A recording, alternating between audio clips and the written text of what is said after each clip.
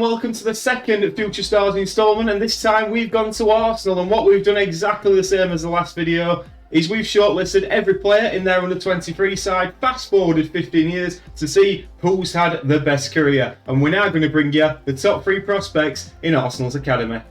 So in at number 3 is the number 9, Nicola Muller. Now he's a Swedish international. He's scored 47 goals for his country, 97 appearances.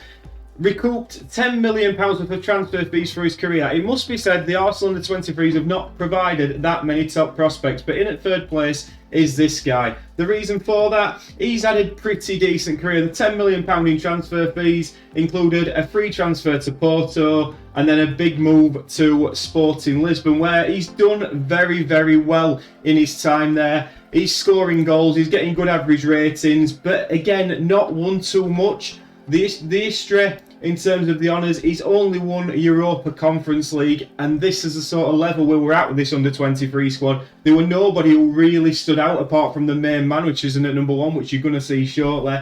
But a decent performance for his country, a decent career for his country, still 33, he's a decent player, he's 6'4", he's got some good traits, he's definitely a player to be having a look at if you're sort of to that mid-range sort of team, and Everton, Leeds, that sort of team. I think this is a player that you could possibly hang your hat on, and he will score your goals. He's got a great first touch, a great jumping reach, and you're probably not going to have to pay that much for him. I mean, when he left when he left Arsenal, he went on loan, then went to a free to Porto, so you have probably got the chance to pick him up rather cheap, and he's forged a good career for himself in the Portuguese league. In at number 2 is Florian Balogun. I hope I've got that pronunciation right. Now, this man has had 0 pence spent on him in transfer fees. He's gone on one free transfer, and that was to Real Betis, where he has forged a great career in the Spanish top flight. Not being elite level by any stretch of the imagination, as we've said, in this Arsenal under-23 side, there is only probably one who you would say is that elite player. But he's had good 7 ratings throughout the season at Real Betis. He's scored 217 goals in 439 appearances. He's been a 1-in-2 man, and that's at club level. And the reason he's in at number 2 is very much for his international exploits. If we have a look at this, he's made 178 appearances for the USA men's national team, scoring 123 goals. He's done very, very well at international level, and that must be said. And it's noted that the North American Gold Cup is where he's really excelled. He's won it, once, twice, 3 times I think he's won it, and become runner-up a lot of other times as well. He also got a League Cup runners-up at Cruz Azul when he was a young man. But he's had a very good career at international level. He's had a decent career in Spain at Real Betis. So Balogun is your number 2. And in at number 1, and it must be said by some distance, is Marcelo Flores. Flores, whatever you want to call him, this guy is absolutely class.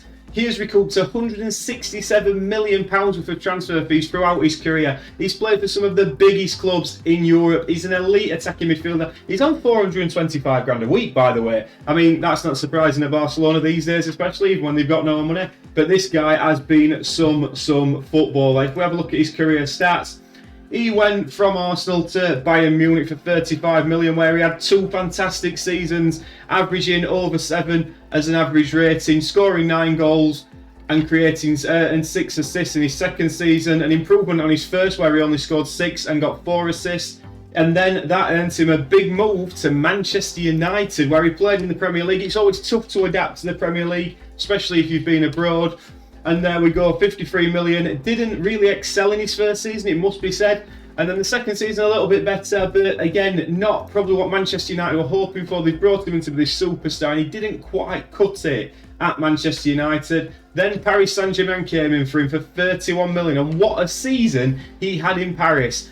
33 appearances, 16 goals, 7 assists, 3 man of the match, and 7.57 average rating. That got Barcelona's attention, where a 47.5 million offer went in, and he spent the rest of his career. He's winding down now in Barcelona, and these average ratings, you can see, 7.62, 7.28, 7.25, 7.5 to his last season. He's scoring goals, he's creating, he's getting assists, he's getting man of the matches. Marcelo Flores, one hell of a footballer. And if we have a look at his milestones, he's won a Champions League, he's won the Sky Bet Championship as well with Norwich, who would have thought? And he's also won a Europa League.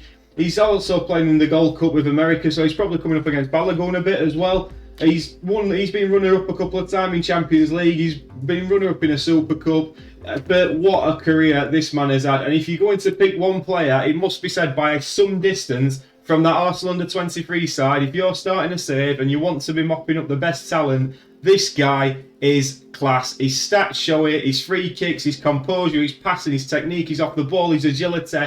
He likes to try 1-2s. He dictates the tempo. He very much is an elite attacking midfielder. This man is the definition of that, and he's got that number 7 shirt at Barcelona. It's looking like a very good career for Marcelo Flores, and that's going to bring it to a close. We've done Manchester City, we've now done Arsenal. I think Manchester City have certainly got some better players in that under-23s. It must be said Arsenal have already integrated a lot of younger players into the first team squad. That may be why the under-23s is not as adept as the Manchester City one. Who knows where we're going next? I believe we're going to Chelsea next because they don't bring a lot of youngsters through. It's going to be interesting to see the players that are in their academy. If you have enjoyed this video, please do leave a like and subscribe, and we'll see you next time. See you later.